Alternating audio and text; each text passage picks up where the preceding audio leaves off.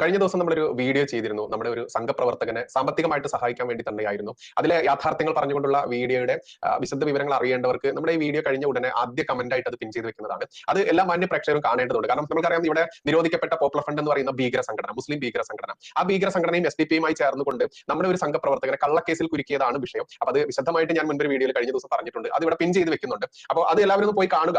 എന്നിട്ട് ആ പയ്യനെ സഹായിക്കാൻ വേണ്ടി നമ്മളൊരു നിയമസഹായ വേദി എന്നുള്ള രീതിയിൽ നമ്മളൊരു കൂട്ടായ്മ ഉണ്ടാക്കിയിട്ടുണ്ട്. അപ്പൊ അതിലേക്ക് സഹായം ചെയ്യാൻ വേണ്ടിയിട്ടുള്ള ഗൂഗിൾ പേ നമ്പർ, എല്ലാ UPI ട്രാൻസാക്ഷനും ഈ 2 നമ്പറുകളിലേക്ക് ചെയ്യാം. ഇനി UPI ട്രാൻസാക്ഷൻ അല്ല, അക്കൗണ്ട് ത്രൂ ചെയ്യുന്നവർക്ക് വേണ്ടിയിട്ട് അക്കൗണ്ട് വിവരങ്ങളും ഇവിടെ പ്രദർശിപ്പിക്കുന്നുണ്ട്. അപ്പോൾ ഇതിൽ ഏതാണോ നിങ്ങൾക്ക് സ്യൂട്ടബിൾ അതിലേക്ക് നിങ്ങൾ ചെയ്യുക. അത് എന്റെ വ്യക്തിപരമായിട്ടുള്ള അക്കൗണ്ട് ഡീറ്റെയിൽസ് ആണ് ഇവിടെ കൊടുത്തിട്ടുള്ളത്. കാരണം ഇത് താൽക്കാലികമായിട്ട് നമ്മളിപ്പോൾ ക്രിയേറ്റ് ചെയ്തിട്ടുള്ള ഒരു നിയമസഹായ വേദിയാണ്. ഇനി അതിനൊരു ലീഗൽ ഫോമിലേക്ക് നമ്മൾ മാറ്റാൻ വേണ്ടി തീരുമാനിച്ചിട്ടുണ്ട്. കാരണം നമ്മളെ ഒരുപാട് സഹോദരങ്ങൾ ഇത്തരത്തിൽ ഒരുപാട് ബുദ്ധിമുട്ടുകൾ അനുഭവിക്കുന്നുണ്ട്. ഇതിലേക്ക് എല്ലാവരും സഹായം ചെയ്യുക. ആ വ്യക്തിയുടെ എന്താണ് കേസ്, എല്ലാ വിശദ വിവരങ്ങളും ഇന്നലെ ഒരു വീഡിയോ നമ്മൾ ചെയ്തിട്ടുണ്ട്. ആ വീഡിയോയുടെ ലിങ്ക് നമ്മുടെ ആദ്യ കമന്റ് ആയിട്ട് പിൻ ചെയ്ത് വെക്കുന്നുണ്ട്. നമസ്കാരം മാന്യ പ്രേക്ഷകരെ, വലിയ സ്നേഹ നമസ്കാരം. ജയസുരൻ സാർ, കുറെ ഇന്നലെയും മിനിയാന്നൊക്കെ ആയിട്ട് ഇന്നൊക്കെ ആയിട്ട് ഒരുപാട് സോഷ്യൽ മീഡിയയിൽ വലിയ പ്രചാരണം നടക്കുകയാണ്. RSSന്റെ സർസംഘ ചാലകമായിട്ടുള്ള മോഹൻ ഭാഗവത്ജിയുടെ അദ്ദേഹത്തിന്റെ ആ പ്രസംഗവുമായിട്ട് ബന്ധപ്പെട്ടാണ്. അതിൽ ജിഹാദികൾ, ഇസ്ലാമിക ഭീകരന്മാർ ഉപയോഗിക്കുന്ന വലിയ പ്രചാരണമൊക്കെ ഉണ്ട്. അതായത് എല്ലാ പള്ളിയുടെ താഴെയും ശിവലിംഗം, അതായത് ഭഗവാൻ ശിവന്റെ ആ ഒരു സെക്ഷൽ, ആ ഒരു എന്താ പറയുക, അവയവത്തെ പോലും ആ രീതിയിൽ വരെ അപഹസിച്ചുകൊണ്ടൊക്കെയാണ് പ്രചാരണം നടക്കുന്നത്. അതിന് മോഹൻ ഭാഗവത്ജിയുടെ പ്രസംഗം പോലും കാരണമായിട്ട് എടുത്തുകൊണ്ടൊക്കെയാണ് പറയുന്നത്. സത്യത്തിൽ എന്തായിരുന്നു സാർ മോഹൻ ഭാഗവത്ജിയുടെ പ്രസംഗം? ആ പ്രസംഗത്തിൽ ഈ പറയുന്ന ഹിന്ദുത്വ വിരുദ്ധത, അതല്ലെങ്കിൽ ഈ ഇസ്ലാമിക ഭീകരന്മാരുടെ ഈ പ്രചാരണത്തിനൊക്കെയുള്ള കഴമ്പുള്ള വല്ല വസ്തുതയുണ്ട്? ഒരുപാട് ആളുകൾ ചോദിക്കുന്ന വലിയൊരു ചോദ്യമാണ്. അതായത് ഈ വിഷയത്തെ പലരും പല രീതിയിലാണ് കാണുന്നത്. തീവ്രമായിട്ടുള്ള ഒരു ഹിന്ദുത്വ വികാരം ഉണർത്തിവിട്ട് രാഷ്ട്രീയ ലാഭം കൊയ്യാനും മറ്റ് നേട്ടങ്ങൾ ഉണ്ടാക്കാനും ശ്രമിക്കുന്നവർക്ക് ഒരു കനത്ത തിരിച്ചടിയാണ് മോഹൻ ഭാഗവത്ജിയുടെ പ്രസ്താവന.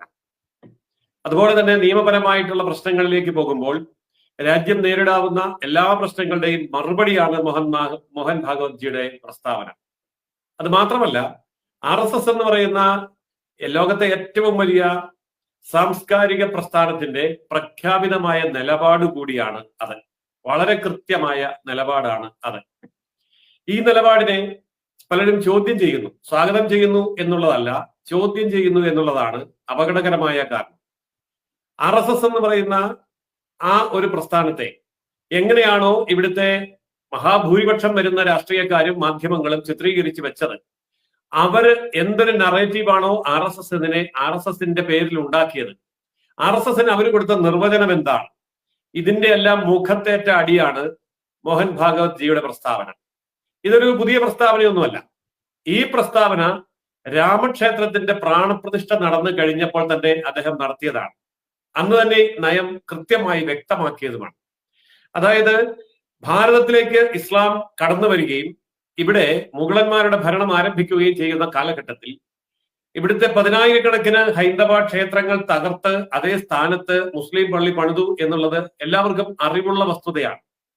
അത് തെളിയിക്കണം എന്ന് നിർബന്ധം പിടിച്ചുകൊണ്ട് ആ കാലത്ത് മുഗളന്മാര് തകർത്ത്, അതായത് ക്ഷേത്രം തകർത്ത് പള്ളി പണിതതൊക്കെ ചികഞ്ഞു മാന്തി പരിശോധിക്കുകയാണെങ്കിൽ തെളിവുകൾ പുറത്തു വരും എന്നുള്ളത് ഏവർക്കും അറിയാം. എന്ന് കരുതി എല്ലാ മുസ്ലിം പള്ളികളുടെയും അടിയിൽ ശിവക്ഷേത്രമോ മറ്റു ക്ഷേത്രങ്ങളോ ഉണ്ട് എന്നല്ല പറഞ്ഞതിന്റെ അർത്ഥം. എന്നാൽ അത്തരമൊരു അവസ്ഥയിലേക്ക് പോകേണ്ട കാര്യമില്ല എന്നാണ് മോഹൻ ഭാഗവത്ജി അർദ്ധശങ്കയ്ക്കിടയില്ലാത്ത വിധം വ്യക്തമായി പറഞ്ഞത്. അത് കഴിഞ്ഞു. അത് കാലഘട്ടത്തിന് ശേഷം വീണ്ടും അതെല്ലാം മാന്തിപ്പൊക്കി കൊണ്ടുവരിക എന്ന് പറഞ്ഞാൽ അതിന്റെ അർത്ഥം സമൂഹത്തിന്റെ ഇടയിൽ മാനസികമായിട്ടുള്ള ഒരു വിള്ളൽ ഉണ്ടാക്കുക എന്ന് തന്നെയാണ്. അതെല്ലാം മുൻകൂട്ടി മനസ്സിലാക്കിക്കൊണ്ട് അദ്ദേഹം അന്ന് പറഞ്ഞ ഒരു കാര്യമുണ്ട്. ഹൈന്ദവ ദേശീയതയ്ക്ക് ഉണ്ടായ മുറിവ് ഈ പറഞ്ഞ രീതിയിൽ ക്ഷേത്ര പുനരുദ്ധാരണങ്ങൾ കൊണ്ട് പരിഹരിക്കാൻ കഴിയുന്നതല്ല. മാത്രമല്ല, എന്തുകൊണ്ടാണ് രാമക്ഷേത്രം എന്നുള്ള കാര്യത്തിൽ നിർബന്ധം പിടിച്ചത്? അതിന് ഒരു വ്യക്തമായ കാരണമുണ്ട്. രാമൻ എന്ന് പറയുന്നത് ഭാരതത്തിന്റെ ദേശീയതയുടെ പ്രതീകമാണ്. ഇത് നമ്മൾ പറയുമ്പോൾ തീവ്ര ഹിന്ദുത്വവാദികൾ വേണമെങ്കിൽ ചോദിക്കാം, എന്താ കൃഷ്ണൻ മോശമാണോ അല്ലെങ്കിൽ ശിവൻ മോശമാണോ എന്ന്. കൃഷ്ണനും ശിവനും ഒന്നും മോശമായതുകൊണ്ടല്ല, മറിച്ച് ഭാരതത്തിന്റെ ദേശീയതയുമായി ഏറ്റവും ബന്ധപ്പെട്ട് നിൽക്കുന്നത് രാമനാണ്. നമുക്കറിയാം, വടക്കേ ഇന്ത്യയിലൊക്കെ പോകുമ്പോൾ ആൾക്കാർ തമ്മിൽ മതവ്യത്യാസമില്ലാതെ അവര് അഭിവാദ്യം ചെയ്യുന്നത് റാം റാം എന്ന് പറഞ്ഞുകൊണ്ടാണ്, അല്ലാതെ കൃഷ്ണ കൃഷ്ണ എന്ന് പറഞ്ഞുകൊണ്ടോ നമശിവായ പറഞ്ഞുകൊണ്ടോ അല്ല. അപ്പോൾ ഇന്ത്യക്ക് സ്വാതന്ത്ര്യം കിട്ടിയ സമയത്ത് ബ്രിട്ടീഷുകാരനായിട്ടുള്ള ഒരു പത്രക്കാരൻ മഹാത്മാജിയോട് ചോദിച്ചു, വിദ്യാഭ്യാസവും വിവരവും ഇല്ലാത്ത ഒരു ജനതയ്ക്ക് ജനാധിപത്യം കിട്ടിയാൽ അത് നഷ്ടപ്പെട്ടു പോവില്ലേ, കൈകാര്യം ചെയ്യാൻ അറിയില്ലല്ലോ എന്ന്. അപ്പൊ മഹാത്മജി പറഞ്ഞ മറുപടി, അവർക്ക് ജനാധിപത്യം അറിയില്ലായിരിക്കാം, പക്ഷേ അവർക്ക് രാമനെ അറിയാം, രാമൻ ജനാധിപത്യത്തിന്റെ പ്രതീകമാണെന്നറിയാം, അതുകൊണ്ട് ഈ രാജ്യം ജനാധിപത്യത്തിൽ നിലനിൽക്കും എന്നാണ് പറഞ്ഞത്. അപ്പോൾ ഇന്ത്യയുടെ ജനാധിപത്യത്തിന്റെ, മതേതരത്വത്തിന്റെ, ദേശീയതയുടെ, സഹിഷ്ണുതയുടെ, വിശാല ഹൃദയത്വത്തിന്റെ എല്ലാം പ്രതീകമാണ് സാക്ഷാൽ ശ്രീരാമൻ. അതുകൊണ്ടാണ് ഈ വാത്മീകി മഹർഷി വളരെ വ്യക്തമായി രേഖപ്പെടുത്തിയത്, രാമോ വിഗ്രഹവാൻ ധർമ്മ, ഭാരതത്തിൽ മാത്രം കാണാൻ കഴിയുന്നതും ഭാരതത്തിന്റെ പുറത്ത് ഒരു രാജ്യത്തും കാണാൻ കിട്ടാത്തതുമായ, കേൾക്കാൻ പോലും ഇല്ലാത്തതായ ഒന്നാണ് ധർമ്മം.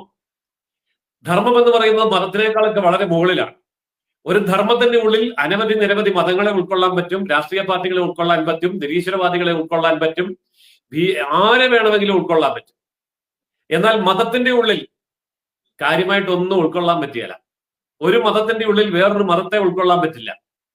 ഒരു മതത്തിന്റെ ഉള്ളിൽ വേറൊരു സംസ്കാരത്തെ ഉൾക്കൊള്ളാൻ പറ്റില്ല. ഒരു മതത്തിന്റെ തന്നെ വിവിധ വിഭാഗങ്ങൾക്കുള്ളിൽ മറ്റേ വിഭാഗത്തെ പോലും ഉൾക്കൊള്ളാൻ പറ്റില്ല. പക്ഷെ ധർമ്മം അങ്ങനെയല്ല. ഒരു ധർമ്മത്തിന്റെ ഉള്ളിൽ, സനാതന ധർമ്മം നിലനിൽക്കുന്ന ഭാരതത്തിൽ ഹിന്ദുവുണ്ട്, ക്രിസ്ത്യനുണ്ട്, മുസ്ലിമുണ്ട്, പാഴ്സിയുണ്ട്, ജൈനനുണ്ട്, ബുദ്ധനുണ്ട്, കമ്മ്യൂണിസ്റ്റ് ഉണ്ട്, നിരീശ്വരവാദിയുണ്ട്, കോൺഗ്രസ് ഉണ്ട്, എല്ലാവരും ഉണ്ട്. എല്ലാവരും ഉൾക്കൊള്ളാൻ പറ്റും. ഞാൻ ഈ പറഞ്ഞത് കേവലം ഒരു പ്രസംഗമല്ല. എല്ലാവരെയും ഉൾക്കൊള്ളാൻ പറ്റില്ല. ഭാരതത്തിന്റെ ഭാഗമായിരുന്ന അഫ്ഗാനിസ്ഥാൻ, എല്ലാവരെയും ഉൾക്കൊള്ളാൻ പറ്റില്ല. ഭാരതത്തിന്റെ ഭാഗമായിരുന്ന പാകിസ്ഥാൻ, എല്ലാവരെയും ഉൾക്കൊള്ളാൻ പറ്റില്ല. ഭാരതത്തിന്റെ ഭാഗമായിരുന്ന ബംഗ്ലാദേശ്.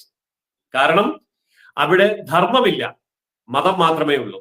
അപ്പോൾ ധർമ്മത്തിന്റെ വിഗ്രഹരൂപമാണ് ശ്രീരാമൻ എന്നുള്ളത് കൊണ്ടാണ് ആ രാമക്ഷേത്രം ഇന്ത്യൻ ദേശീയതയ്ക്ക് അനിവാര്യമായി തീരുന്നത് എന്ന് തന്നെയാണ് RSSന്റെ പരമാധ്യക്ഷനായിട്ടുള്ള ഡോക്ടർ മോഹൻ ഭാഗവത് ജി വ്യക്തമായി പറഞ്ഞത്. അതിന്റെ പേരിൽ ഇനി ചോരപ്പുഴ ഒഴുക്കേണ്ട കാര്യമില്ല. മറ്റൊരു ക്ഷേത്രത്തിന്റെ പേരിൽ മറ്റൊരു ദേവാലയത്തെ കൂടി ഉയർത്തിക്കൊണ്ടുവരേണ്ട കാര്യമില്ല. വിഭാഗീയത നമുക്കിനി ആവശ്യമില്ല എന്നാണ് അർത്ഥശങ്കയ്ക്കിടയില്ലാത്ത വിധം അദ്ദേഹം വ്യക്തമാക്കി പറഞ്ഞത്. സാർ, നമ്മൾക്കറിയാം, ഇപ്പൊ ഉത്തർപ്രദേശിലെ സംബാലിൽ നടക്കുന്ന വിഷയമൊക്കെ നമ്മൾക്കറിയാം.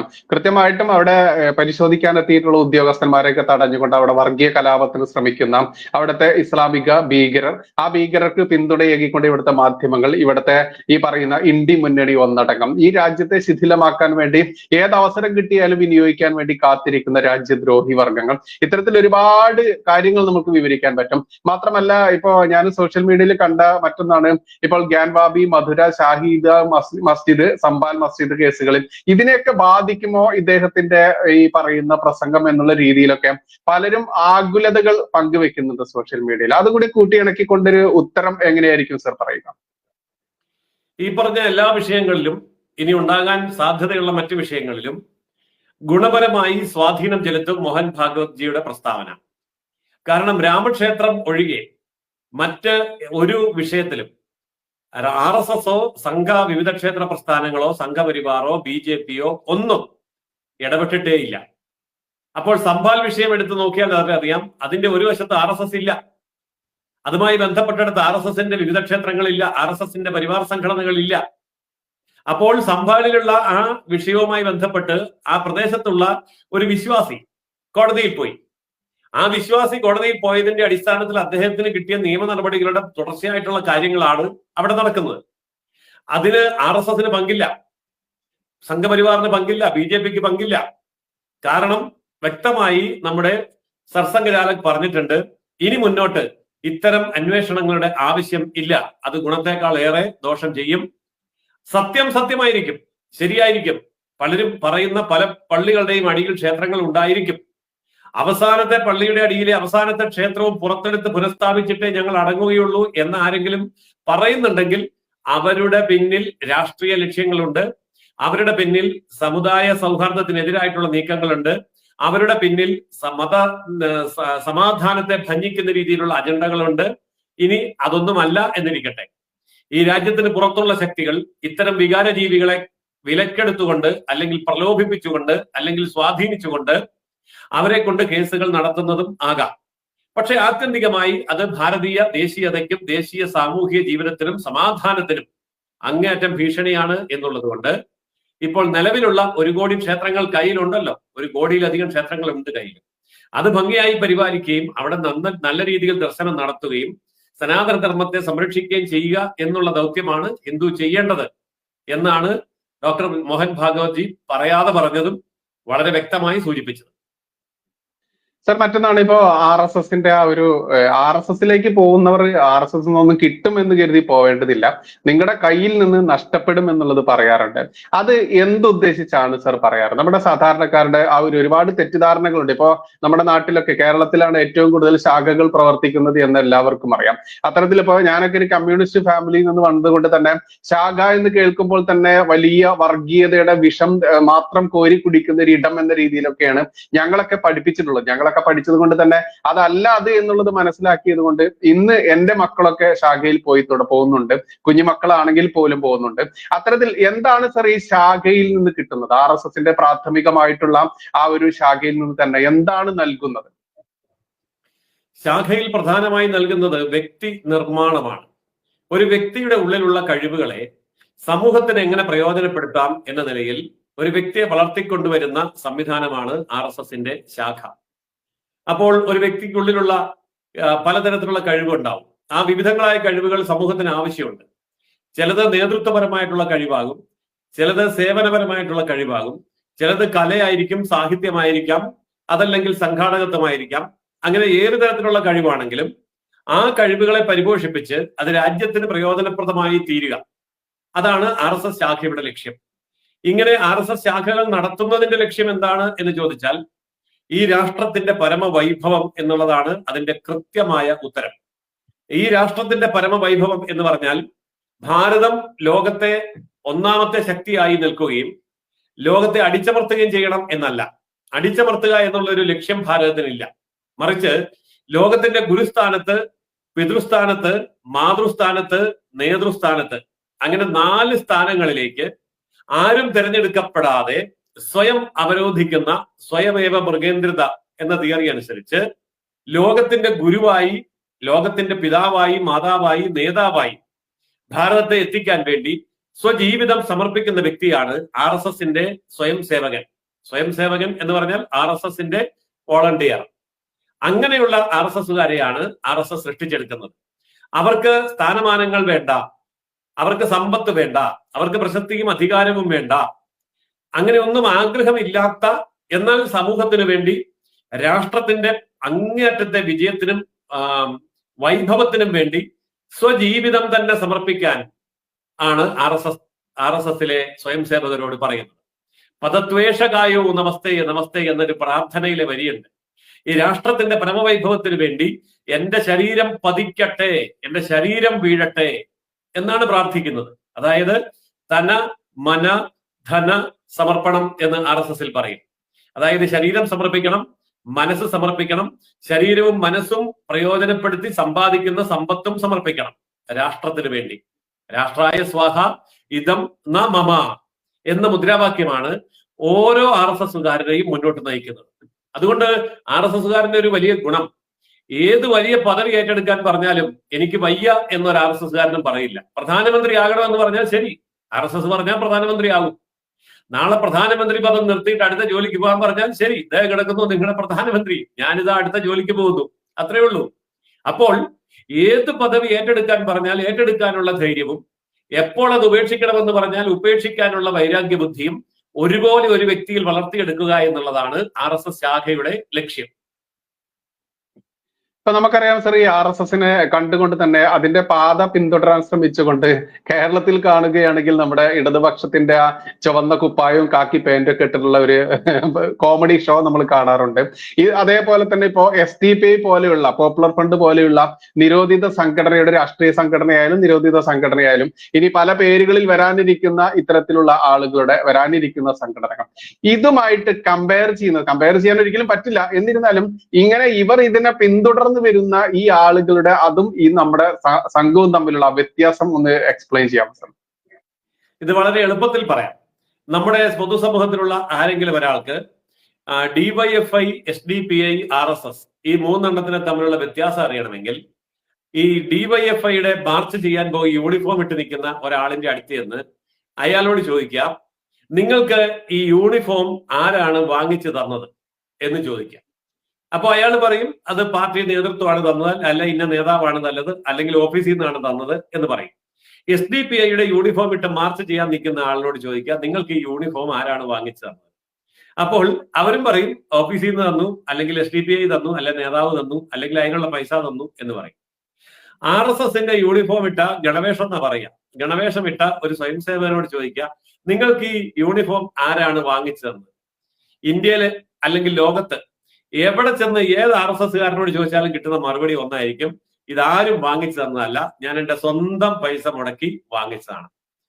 ഈ പറഞ്ഞ മറുപടിയിൽ തന്നെ അതിന്റെ വ്യക്തമായ ഉത്തരവുണ്ട്. അതായത് എന്നെ ആരും ഒന്നും അടിച്ചേൽപ്പിച്ചതല്ല, എന്നെ പ്രലോഭിപ്പിച്ചതല്ല, എന്നെ മസ്തിഷ്ക പ്രക്ഷാളനം ചെയ്തതല്ല, എന്നെ പേടിപ്പിച്ചത് കൊണ്ട് നിർത്തിയിരിക്കുന്നതല്ല. ഇത് ഞാൻ എന്റെ സ്വന്തം ഇച്ഛപ്രകാരം സ്വയം തീരുമാനിച്ച് സ്വന്തം പണിയെടുത്തുണ്ടാക്കിയ പണമെടുത്ത് വാങ്ങിച്ച യൂണിഫോമാണ് എന്ന് പറഞ്ഞതുപോലെ സ്വന്തം രാഷ്ട്രത്തിന്റെ പരമവൈഭവത്തിന് വേണ്ടി ഞാൻ സ്വയം സ്വീകരിച്ചതാണ് RSS സ്വയം സേവകൻ എന്ന പദവി. ഇതായിരിക്കും അതിന്റെ വ്യത്യാസം. സാർ, ഈ റെഡ് വോളണ്ടിയർ മാർച്ച്, ഇവരുടെ മാർച്ചിന് പറയുന്ന പേരാണത്, CPM-ന്റെ ഒക്കെ. ഈ മാർച്ചിൽ പങ്കെടുക്കുന്ന ഈ അണികൾ പാവപ്പെട്ട സാധാരണക്കാരായിട്ടുള്ള, അതിൽ കൂടുതലും ബഹുഭൂരിപക്ഷം വരുന്ന ഹിന്ദു നാമധാരികളാണ് എന്ന് നമ്മൾക്കറിയാം. ഇവർ ഈ യൂണിഫോം ഒക്കെ ഇട്ട് ഇവരുടെ ഈ മാർച്ച് നടത്തുന്ന സമയത്ത് ഇവർ സെല്യൂട്ട് സ്വീകരിക്കുന്ന ഒരു പരിപാടിയൊക്കെയാണ്. ഞാൻ കുട്ടിക്കാലത്ത് എന്റെ അച്ഛൻ ഇവിടുത്തെ പ്രാദേശിക CPM-ന്റെ നേതാവ്, കർഷക തൊഴിലാളിയുടെ നേതാവൊക്കെ ആയതുകൊണ്ട് എന്നെയൊക്കെ ഇതിന് നിർബന്ധിച്ച് പറഞ്ഞു വിടാറുണ്ടായിരുന്നു. അപ്പൊ ഞങ്ങളൊക്കെ ഈ ചുവപ്പും ഈ കാക്കിയൊക്കെ ഇട്ട് പോകുന്ന സമയത്ത് ഈ മാർച്ചിന് സെല്യൂട്ട് കൊടുക്കുന്ന ഒരു പരിപാടി ഉണ്ട്. ഇവിടുത്തെ പ്രാദേശിക നേതാക്കന്മാരാണെങ്കിൽ അങ്ങനെ, ഇനി മുഖ്യമന്ത്രി പങ്കെടുക്കുന്ന വേദിയാണെങ്കിൽ മുഖ്യമന്ത്രി കൊടുക്കുന്നു. അതെന്താ സാർ, ഇവർ ഈ വെള്ളി ഇട്ട് നിൽക്കുന്നു, ഈ പറയുന്ന റെഡ് ഈ അണികൾ ഈ ഒരു യൂണിഫോം ഇട്ട് നിൽക്കുന്നു. പക്ഷെ RSSൽ അങ്ങനെ കാണുന്നില്ല. ഗണവേഷം ഇട്ട് തന്നെയാണ് ഇപ്പം മോഹൻ ഭാഗവത്ജി ആണെങ്കിലും, ഇനി വേണ്ട നരേന്ദ്രമോദിജി ആണെങ്കിലും, എല്ലാവരും സംഘത്തിന്റെ ഒരു പരിപാടിയിലേക്ക് അണികൾ ഗണവേഷം ഇട്ടിട്ടുണ്ടെങ്കിൽ നേതാക്കന്മാർക്കും അത് ബാധകമാണ്. എന്താണ് സാർ ഇങ്ങനെ ഒരു വ്യത്യാസം കാണാനുള്ള കാരണം? അത് RSSന് മാത്രമുള്ള ഒരു പ്രത്യേകതയുണ്ട്. ലോകരാഷ്ട്രങ്ങളിലുള്ള ഏത് സന്നദ്ധ സംഘടന വേണമെങ്കിലും ഈ വസ്തുത കണ്ടു പഠിക്കാവുന്നതാണ്. RSSന് ജീവനുള്ള ഗുരു ഇല്ല. RSSന്റെ ഗുരു എന്ന് പറയുന്നത് ഒരു മനുഷ്യ ജീവിയല്ല, പിന്നെയോ അതൊരു കാവിക്കൊടിയാണ്. ഭഗവത് ധ്വജം എന്നാണ് അതിന് RSSകാർ വിളിക്കുക. ഈ ഭഗവത് ധ്വജത്തിന് അതിൻ്റെതായിട്ടുള്ള രൂപവ്യത്യാസമുണ്ട്. വെറും കാവിക്കൊടിയല്ല, അതിന് 2 ശിഖരങ്ങളുണ്ട്. ആ 2 ശിഖരങ്ങൾ ദീപശിഖകളാണ്. ആ ദീപശിഖയുടെ 2 ശിഖരങ്ങളിൽ ഒന്ന് ഭൗതികതയും ഒന്ന് ആത്മീയതയുമാണ്. അപ്പോൾ അങ്ങനെയുള്ള ഭഗവത് ധ്വജത്തെ ഗുരുവായി സ്വീകരിക്കാൻ RSSന്റെ ആദ്യത്തെ സർസംഘചാലകായിട്ടുള്ള ഡോക്ടർ കേശവ ബൽറാം ഷഡ്ഗേവാർ, അദ്ദേഹമാണ് RSSന്റെ സ്ഥാപകൻ, അദ്ദേഹം നിർദ്ദേശിച്ചുണ്ടായി. അതിന്റെ കാരണം പലരും ചോദിച്ചു, എന്തുകൊണ്ട് അങ്ങേ ഞങ്ങൾക്ക് ഗുരുവാക്കി കൂടാ? അപ്പൊ അദ്ദേഹം പറഞ്ഞു, ഒരു മനുഷ്യ വ്യക്തിയെ ഗുരുവാക്കിയാൽ ആ വ്യക്തിക്ക് ഗുണങ്ങൾ ഉള്ളതുപോലെ തന്നെ ദോഷങ്ങളും ഉണ്ടായിരിക്കാം. ഇന്നല്ലെങ്കിൽ നാളെ അത് മറ്റുള്ളവർക്ക് മാനസിക പ്രയാസം ഉണ്ടാക്കാം, അല്ലെങ്കിൽ കൺഫ്യൂഷൻ എങ്കിലും ഉണ്ടാക്കാം, അല്ലെങ്കിൽ എതിരാളികളെങ്കിലും അങ്ങനെ പറഞ്ഞു വരത്താം. എന്നാൽ നമ്മുടെ ആദർശമാകുന്ന ഭാരതീയ ധർമ്മത്തിന്റെ, സനാതന ധർമ്മത്തിന്റെ ഏറ്റവും വലിയ പ്രതീകമായി 10,000-കണക്കിന് വർഷങ്ങളായി നമ്മൾ പൂജിക്കുന്ന കാവി പതാക, അതാണ് കുറ്റമറ്റ ഗുരു. അതുകൊണ്ട് ആ കാവി പതാകയാണ് നമ്മുടെ ഗുരു. അതുകൊണ്ട് നമുക്ക് RSSന്റെ ആയിരക്കണക്കിനോ ലക്ഷക്കണക്കിനോ സ്വയം സേവകർ പങ്കെടുക്കുന്ന പരിപാടിയിൽ ഒരേ ഗണവേഷം ഇട്ടുകൊണ്ട്, അതായത് ഒരേ യൂണിഫോം ഇട്ടുകൊണ്ട് നിൽക്കുന്ന ഒരു സാധാരണ നാട്ടിൻപുറത്തുകാരനായിട്ടുള്ള RSSകാരനെയും കാണാം.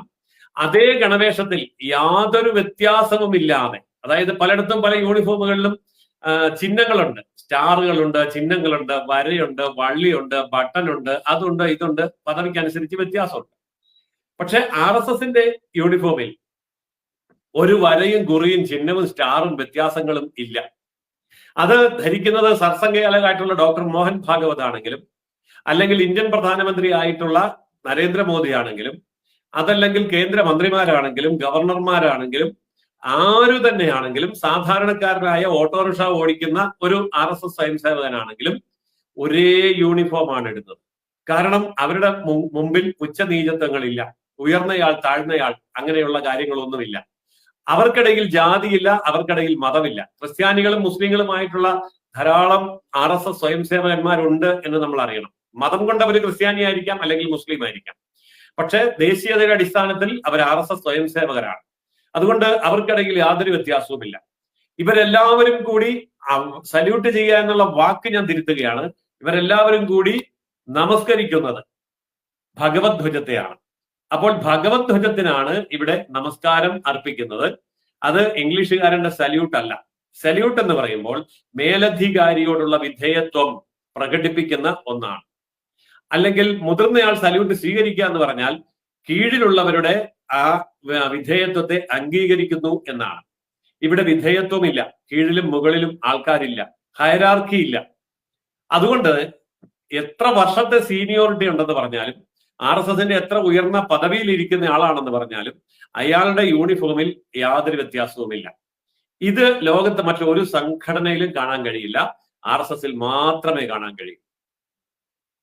സർ, മറ്റൊന്നാണ് ഇപ്പോ ജിഹാദികളൊക്കെ പ്രചാരണം കൊടുക്കുന്ന മറ്റൊന്നാണ് RSS ശാഖകളിലൊക്കെ ഈ ആയുധ പരിശീലനം നൽകുന്നു എന്നുള്ളത്. അതിന് കുടപിടിച്ചുകൊണ്ട് ഒരുപാട് വീഡിയോകളും ചിത്രങ്ങളും ഒക്കെ പ്രചരിപ്പിക്കുക എന്നുള്ളത് ഇവരുടെ ഒരു സ്ഥിരം ഏർപ്പാടാണ്, RSS ശാഖയെ കുറിച്ച് മോശമായിട്ട് കാണിക്കാൻ വേണ്ടി. അതിലൊരു യാഥാർത്ഥ്യമുണ്ടോ സാർ? എങ്ങനെയാണ് അതിന്റെ ആയുധ പരിശീലനം കൊടുക്കുന്നുണ്ട്? അത് എങ്ങനെയാണ് അതിന്റെ ഒരു ഭാഗം വിശദീകരിക്കുകയാണെങ്കിൽ?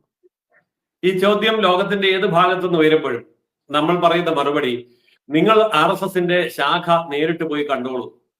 അവിടെ വിലക്കുകളില്ല. RSS ശാഖ കാണാൻ വയ്യ എന്ന് വിലക്കുകളില്ല. അവിടെ ചെല്ലുമ്പോൾ ആരും നിങ്ങളെ തടഞ്ഞു നിർത്തില്ല, നിങ്ങളെ ആട്ടി ഓടിക്കില്ല, നിങ്ങളെ ഭീഷണിപ്പെടുത്തുകയുമില്ല.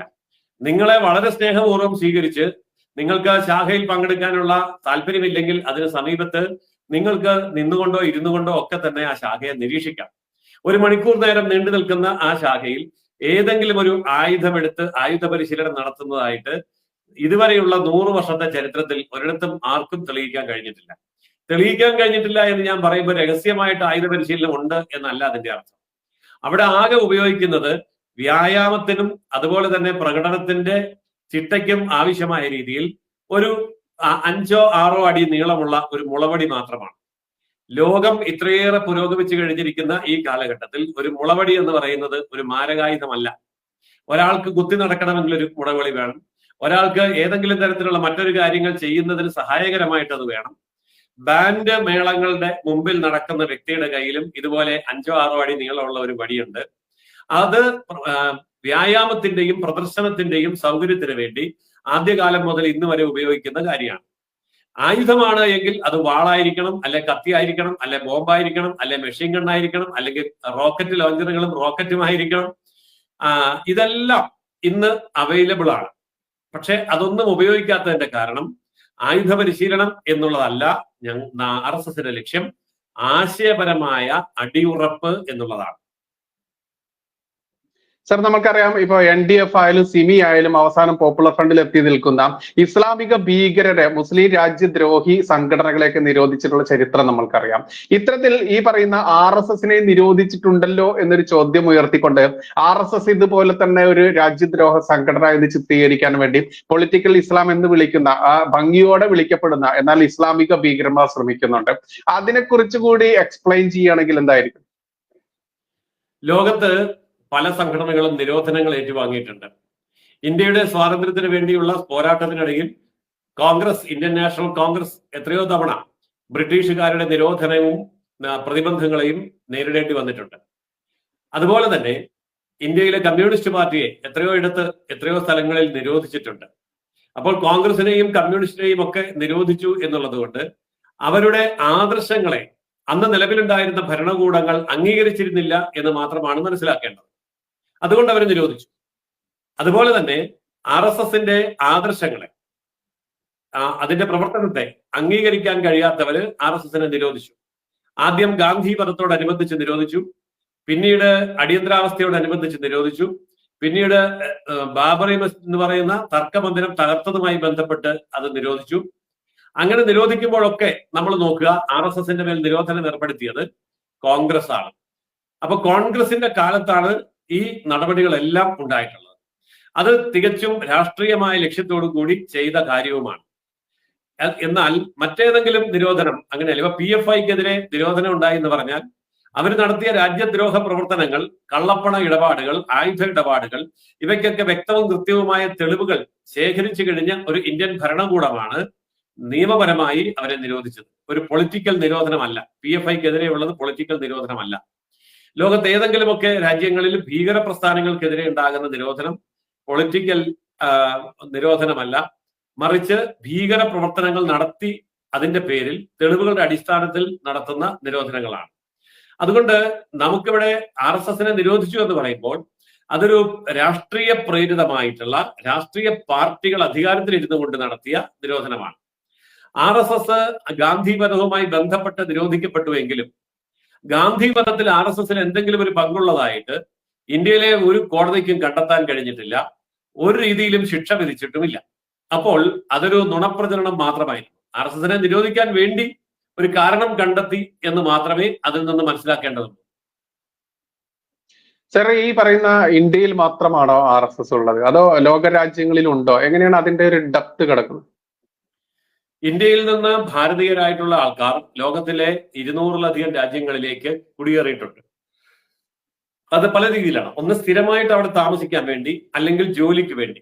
ഇവ സ്ഥിരമായിട്ട് അവിടെ താമസിക്കാൻ വേണ്ടിയാണെങ്കിലും ജോലിക്ക് വേണ്ടിയാണെങ്കിലും ലോകത്തെ പല രാജ്യങ്ങളിലായി ചിതറി ജീവിക്കുന്ന ഭാരതീയ ജനസമൂഹം, ഞാൻ അറിയുന്നിടത്തോളം ഏതാണ്ട് 60ഓളം രാജ്യങ്ങളിൽ RSS അതിന്റെ പ്രവർത്തനം നടത്തുന്നുണ്ട്.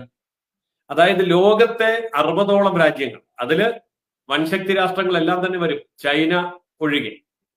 ചൈന ഒഴികെയുള്ള വൻശക്തി രാഷ്ട്രങ്ങൾ എല്ലായിടത്തും, യൂറോപ്പിലും അമേരിക്കയിലും ജപ്പാനിലും ഓസ്ട്രേലിയയിലും ഒക്കെ അടക്കം RSSന്റെ സജീവമായ പ്രവർത്തനം ഉണ്ട്.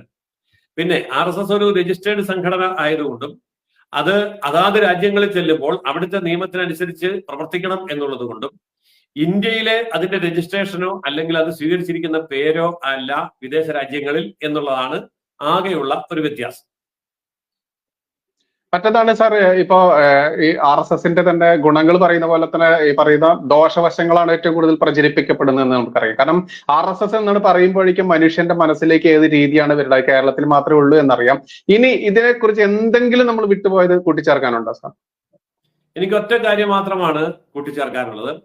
RSSനെ ആരെങ്കിലും ആത്മാർത്ഥമായിട്ടാണ് എതിർക്കുന്നത് എങ്കിൽ, അല്ലെങ്കിൽ RSSനെ ആത്മാർത്ഥമായി എതിർക്കുന്ന ആരെങ്കിലും ഉണ്ട് എങ്കിൽ അവരോട് എനിക്കുള്ളൊരു അഭ്യർത്ഥന, നിങ്ങൾ RSSലേക്ക് പോകൂ എന്നാണ്. RSSനെ അടുത്ത് പോയി കാണൂ, RSSന്റെ ശാഖ നടക്കുന്നത് എങ്ങനെയാണെന്ന് കാണൂ, എന്നിട്ട് RSSകാരായിട്ടുള്ള ആൾക്കാരോട് സംസാരിക്കൂ, അവരുടെ കൂടുതൽ പ്രവർത്തനങ്ങളെ കുറിച്ച് പഠിക്കൂ. അങ്ങനെ പഠിക്കാൻ വന്ന ധാരാളം പേര് പിൽക്കാലത്ത് RSSകാരായി മാറിയിട്ടുണ്ട്. RSS പ്രചാരകന്മാർ പോലും ആയിട്ടുണ്ട്. അതായത് കമ്മ്യൂണിസ്റ്റ് പാർട്ടിയിൽ നിന്നോ കോൺഗ്രസ് പാർട്ടിയിൽ നിന്നോ മറ്റു പ്രസ്ഥാനങ്ങളിൽ നിന്നോ RSS എന്താണെന്ന് നിരീക്ഷിച്ച് പഠിച്ച് തിരിച്ചു വരാൻ പറഞ്ഞ് അയച്ച പലരും RSSകാരായി മാറി. കാരണം മറ്റേതെങ്കിലും ഒരു സംഘടനയുടെ പ്രവർത്തന ശൈലിയോ സിദ്ധാന്തമോ സംസ്കാരമോ അല്ല RSSൽ ഉള്ളത്. അതിവിടെ വരുമ്പോൾ, RSSന്റെ ഭാഗമായി തീരുമ്പോൾ നമുക്ക് അനുഭവവേദ്യമാകും. അങ്ങനെ ഒരിക്കൽ അനുഭവിച്ചു കഴിഞ്ഞ ഒരു വ്യക്തിയെ സംബന്ധിച്ചിടത്തോളം അദ്ദേഹത്തിന് RSS വിട്ട് പോകാൻ കഴിയില്ല. കാരണം ആരോടും വിദ്വേഷമില്ലാതെ എല്ലാവരെയും ഉൾക്കൊള്ളാൻ കഴിയുന്ന ഒരു മഹത്തായ ആദർശം, ധർമ്മം എന്ന നിലയിൽ സ്വീകരിച്ചിട്ടുള്ള ഒരു മഹാസംഘടനയ്ക്കുള്ളിൽ അംഗമായി തീരുക, അതിന്റെ കുടുംബാംഗമായി തീരുക എന്ന് പറയുന്നതിന്റെ ആനന്ദ നിർവൃതി, അഭിമാനം, സംതൃപ്തി അനുഭവിച്ചു കഴിയുന്ന ഒരു വ്യക്തിക്കും RSS വിട്ടു പോകാൻ കഴിയില്ല. പിന്നെ RSSലേക്ക് തന്നെ ദുഷ്ടലാക്കോട് കൂടി വരുന്ന ആൾക്കാരുണ്ട്. ഇപ്പൊ RSSൽ വരുന്ന പല ആൾക്കാരും RSSനെ മനസ്സിലാക്കിക്കൊണ്ട് വരുന്നതല്ല, RSSന്റെ ആദർശം കണ്ട് ഇഷ്ടപ്പെട്ടിട്ട് വരുന്നതല്ല. ഞാൻ നേരത്തെ ഒരിക്കൽ സൂചിപ്പിച്ച പോലെ 3 കാര്യങ്ങളിലാണ് ഓരോ വ്യക്തിയും ഓരോ സംഘടനയിലേക്ക് പോകുന്നത്. 1, ആദർശപ്രേരിതമായി; 2, ആവശ്യപ്രേരിതമായി; 3, വൈകാരികമായി. അങ്ങനെ 3 തരത്തിലാണ് സംഘടനകളിലേക്ക് ആൾക്കാർ വരുന്നത്. ഇപ്പൊ RSSന്റെ ആദർശത്തെ മനസ്സിലാക്കിക്കൊണ്ട് ആദർശപ്രേരിതമായി RSSൽ വന്നവരാണ് ഒരു മഹാഭൂരിപക്ഷം, ഏതാണ്ട് 99% ആൾക്കാർ. 1% അതിൽ താഴെ ആൾക്കാരാണ് ആവേശം പൂത്തിട്ട് RSS ആകുന്നത്. ആവേശം കഴിയുമ്പോൾ പോവുകയും ചെയ്യും. അപ്പോ അത് വെറും ആവേശമാണ്, വൈകാരികമാണ്. പിന്നെ മറ്റു ചില ആൾക്കാരുണ്ട് ആവശ്യം നടത്താൻ. ഒരു നാട്ടിൽ ചെന്ന് അവിടെ RSSന് പ്രഭാവമുള്ള, ബലമുള്ള ഒരു സ്ഥലമാണെങ്കിൽ RSSകാരുടെ കൂടെ നിന്ന മറ്റേ ആൾ തല്ലിയല്ല, RSSകാരുടെ കൂടെ നിന്നാൽ വേറെ ആരും പേടിപ്പിക്കില്ല. അങ്ങനെയൊക്കെയുള്ള ഒരു ചിന്തയോട് കൂടി വരുന്ന ആൾക്കാരുണ്ട്. അപ്പൊ അവര് വന്നു, അവരുടെ ആവശ്യം കഴിയുമ്പോഴും അവര് പോകും. പക്ഷേ സമ്പൂർണമായി സമൂഹത്തിന്, സമാജത്തിന് RSSന്റെ വലിയൊരു സങ്കല്പമാണല്ലോ അഖണ്ഡ ഭാരത സങ്കല്പം. ആ ഒരു അഖണ്ഡ ഭാരത സങ്കല്പം കൂടി ഒന്ന് എക്സ്പ്ലെയിൻ ചെയ്ത് കഴിഞ്ഞാൽ ഇത് പൂർണ്ണമാകുമെന്ന് തോന്നുന്നു. യെസ്, അഖണ്ഡ ഭാരതം എന്നുള്ളത് ഭാരതത്തിന്റെ പൂർവ്വ രൂപം തന്നെയായിരുന്നു.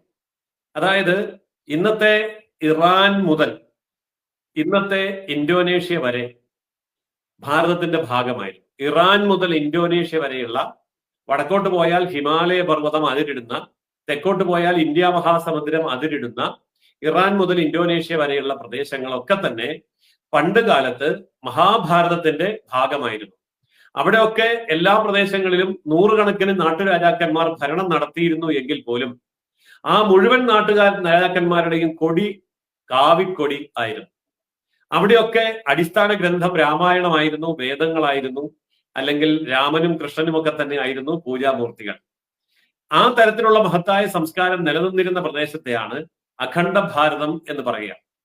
പിന്നീട് ഈ പ്രദേശങ്ങൾ മുറിഞ്ഞുപോയി എന്നുണ്ടെങ്കിൽ അതിന്റെ കാരണം ഈ മഹത്തായ സംസ്കാരം ഈ മഹാഭാരതത്തിന്റെ ഏതൊക്കെ ഭാഗത്താണോ ശുഷ്കമായി പോയത്, ആളില്ലാതെ പോയത്, അപ്പോഴാണത് മുറിഞ്ഞു പോയത്.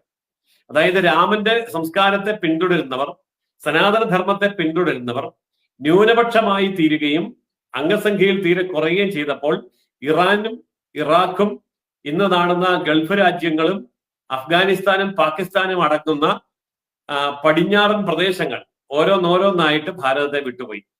ഞാനിത് ഇറാനും ഇറാഖും എന്നൊക്കെ വെറുതെ അങ്ങ് പറയുന്നതല്ല.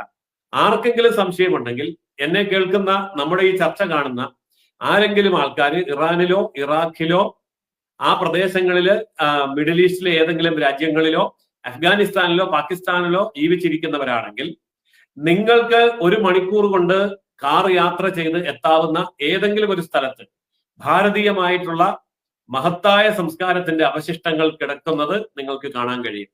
ഞാൻ മിഡിൽ ഈസ്റ്റ് രാജ്യങ്ങളിലൊക്കെ യാത്ര ചെയ്യുമ്പോൾ അങ്ങനെ കണ്ടിട്ടുണ്ട്. അതുപോലെ തന്നെയാണ് കിഴക്കോട്ട് ഇന്തോനേഷ്യ വരെയുള്ള രാജ്യങ്ങൾ. ഇപ്പൊ ബർമയാണെങ്കിലും അതിനപ്പുറത്തുള്ള മറ്റു രാജ്യങ്ങളാണെങ്കിലും അവിടെയൊക്കെ തന്നെ സനാതനധർമ്മത്തിന്റെ മഹാക്ഷേത്രങ്ങൾ ഇപ്പോഴും ഇന്ത്യയിലേക്കാളും ഒക്കെ വലിയ വലിപ്പമുള്ള ആൻഗോർ ക്ഷേത്രമൊക്കെ നിൽക്കുന്നത് ഇന്ത്യക്ക് പുറത്ത്, ഇന്ത്യക്ക് കിഴക്കുള്ള രാജ്യങ്ങളിലാണ്. അവിടെയൊക്കെ ഇന്ത്യയിലെ ചക്രവർത്തിമാർ ഭരിച്ചിരുന്നതാണ്. അപ്പോൾ അങ്ങനെയുള്ള ആ പ്രദേശങ്ങൾ സാംസ്കാരികമായി ഭാരതത്തോട് ചേർന്ന് നിൽക്കുന്ന പ്രദേശങ്ങൾ തന്നെയാണ്. ആ സാംസ്കാരിക ഐക്യം വരും കാലങ്ങളിൽ തീർച്ചയായും ഭാരതത്തിന്റെ ഏകീകരണത്തിലേക്ക് വരും എന്ന് നമുക്ക് ആശിക്കാം. അത് പറയുന്നത് വെറുതെയല്ല. അതായത് കിഴക്കൻ ജർമ്മനി, പടിഞ്ഞാറൻ ജർമ്മനി എന്നിങ്ങനെയൊക്കെ ബെർലിൻ മതിൽ കെട്ടി വേർതിരിച്ചിരുന്ന ജർമ്മനി ഇന്ന് ആ മതിലൊക്കെ പൊളിച്ചു കളഞ്ഞ് ഒന്നായി തീരുന്നത് നമ്മൾ കണ്ടു കഴിഞ്ഞു. ഇതുപോലെ പല രാജ്യങ്ങളും ഒന്നായി തീരുന്നത് നമ്മൾ കണ്ടു കഴിഞ്ഞു. അപ്പോൾ കാലത്തിന്റെ ഗതിയിൽ ഈ ആശയത്തെ ഉൾക്കൊള്ളുന്നവരുടെ എണ്ണം വർദ്ധിച്ചു വരുന്ന സമയത്ത് തീർച്ചയായിട്ടും ഈ അഖണ്ഡ ഭാരതം രൂപപ്പെടും എന്ന കാര്യത്തിൽ ഞാൻ ഉറച്ചു വിശ്വസിക്കുന്ന വ്യക്തിയാണ്. പാകിസ്ഥാനിലെ ബലൂചിസ്ഥാൻ, അതുപോലെ തന്നെ പാക് ഒക്കുപ്പൈഡ് കാശ്മീർ, ഇങ്ങനെയൊക്കെയുള്ള പ്രദേശത്ത് ഇതേ ആവശ്യം ഉന്നയിക്കുന്ന ആൾക്കാരുണ്ട്. പഞ്ചാബ്, പാകിസ്ഥാനിലുള്ള പഞ്ചാബ് പ്രവിശ്യ, അവിടെയൊക്കെയുള്ള ആൾക്കാർ ഭാരതവുമായി ഒന്നിക്കണം എന്ന് പറയുന്നവരുണ്ട്.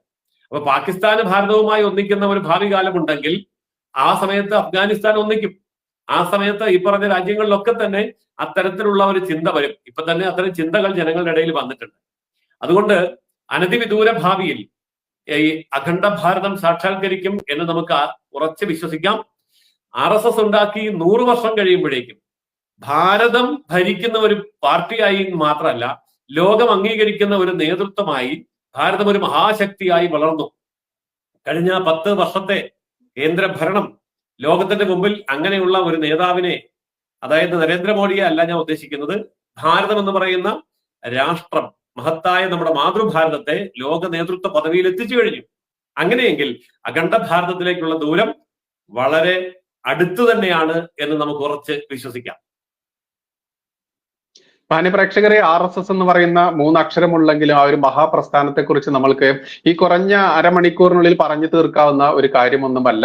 നമ്മൾക്കറിയാം, മോഹൻ ഭാഗവത്ജിയുടെ പ്രസംഗത്തിന്റെ പല ഭാഗങ്ങൾ കട്ട് ചെയ്ത് എഡിറ്റ് ചെയ്തുകൊണ്ട് ഇസ്ലാമിക ജിഹാദികൾ നമ്മുടെ രാജ്യത്തിന്റെ പതനം, നമ്മുടെ രാജ്യത്തിന്റെ സമാധാനം നശിപ്പിക്കാൻ നടക്കുന്ന അത്തരക്കാർ ഇത്തരത്തിൽ കാട്ടിക്കൂട്ടുന്ന ഒരുപാട് കോപ്രായങ്ങൾ കണ്ടുകൊണ്ടിരിക്കുന്ന ഈ വേളയിൽ തന്നെയാണ് മോഹൻ ഭാഗവത്ജി എന്താണ് പറഞ്ഞിട്ടുള്ളത്, എന്താണ് RSS എന്നതൊക്കെ നമ്മളാൽ കഴിയുന്ന രീതിയിൽ, അഡ്വക്കേറ്റ് ജയസൂര്യൻ സാർ കഴിയുന്ന രീതിയിൽ തന്നെ മാന്യ പ്രേക്ഷകരിലേക്ക് ലളിതമായ ഭാഷയിൽ തന്നെ വിവരിച്ചു തന്നു. RSSന് പുറത്തു നിന്നുകൊണ്ട് RSSനെ പല രീതിയിൽ നിങ്ങൾക്ക് കാണാനാവും. പക്ഷെ RSSന് ഉള്ളിലേക്ക് വരൂ, എന്താണ് RSS എന്ന് നിങ്ങൾക്ക് കണ്ടറിയാം. അത് പരിശീലിച്ച് തന്നെ അതല്ലെങ്കിൽ നിങ്ങൾക്ക് കൊണ്ടറിയാം എന്ന് തന്നെയാണ് പറയാനുള്ളത്. അതുകൊണ്ട് തന്നെ മാക്സിമം ആളുകളിലേക്ക് നമ്മുടെ മാതൃപ്രസ്ഥാനമായിട്ടുള്ള RSSനെ ഇത്തരത്തിൽ അപകീർത്തിപ്പെടുത്തുന്ന ആളുകൾക്കിടയിലേക്ക് RSS എന്താണ് എന്ന് അവരുടെ ആ ബോധത്തിലേക്ക് വരാൻ വേണ്ടി മാക്സിമം ആളുകളിലേക്ക് വീഡിയോ എത്തിക്കുക എന്ന് മാത്രമേ പറയാനുള്ളൂ. എന്തായാലും ഈ ഒരു സെഷൻ ജയശ്രീൻ സാറിന്റെ പെർമിഷനോടുകൂടി നമുക്ക് വൈൻഡപ്പ് ചെയ്യാം. RSSന്റെ മാത്രമല്ല നമ്മുടെ ഓരോരുത്തരെയും അഭിമാനമായിട്ട് ഈ വീഡിയോ കാണണമെന്ന് അപേക്ഷിക്കുകയാണ്. നന്ദി, നമസ്കാരം. ജയ് ഹിന്ദ്, ജയ് ശ്രീറാം.